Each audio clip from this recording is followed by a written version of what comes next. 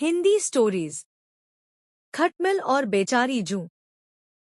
एक राजा के शयन कक्ष में मंदरी सर्पिणी नाम की जू ने डेरा डाल रखा था। रोज रात को जब राजा जाता तो वह चुपके से बाहर निकलती और राजा का खून चूसकर फिर अपने स्थान पर जा छिपती। संयोग से एक दिन अग्निमुख नाम का एक खटमल भी राजा के शयन कक्ष में आ पहुंचा। जू ने जब उसे देखा तो वहां से चले जाने को कहा। उसे अपने अधिकार क्षेत्र में किसी अन्य का दखल सहन नहीं था।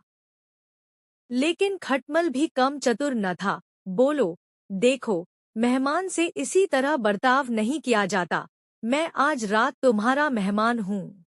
जू अतः खटमल की चिकनी चुपड़ी बातों में आ गई और उसे शरण देते हुए बोली, ठीक है, तुम यहाँ रात भर रुक सकते हो, लेकिन राजा को काटोगे तो नहीं उसका खून चूसने के लिए। खटमल बोला, लेकिन मैं तुम्हारा मेहमान हूँ, मुझे कुछ तो दोगी खाने के लिए। और राजा के खून से बढ़िया भोजन और क्या हो सकता है। ठीक है, जू बोली, तुम चुपचाप राजा का खून चूस लेना, उसे पीड़ा का आभास नहीं होना चाहिए।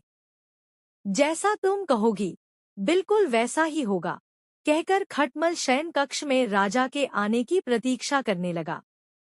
रात ढलने पर राजा वहां आया और बिस्तर पर पड़कर सो गया। उसे देख खटमल सब कुछ भूलकर राजा को काटने लगा, खून चूसने के लिए। ऐसा स्वादिष्ट खून उसने पहली बार चखा था, इसलिए वह राजा को जोर जोर से काटकर उसका खून चूसने लगा।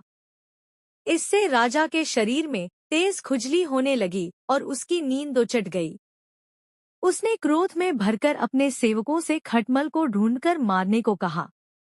यह सुनकर चतुर खटमल तो पलक के पाए के नीचे छिप गया, लेकिन चादर के कोने पर बैठी जू राजा के सेवकों की नजर में आ गई। उन्होंने उसे पकड़ा और मार डाला।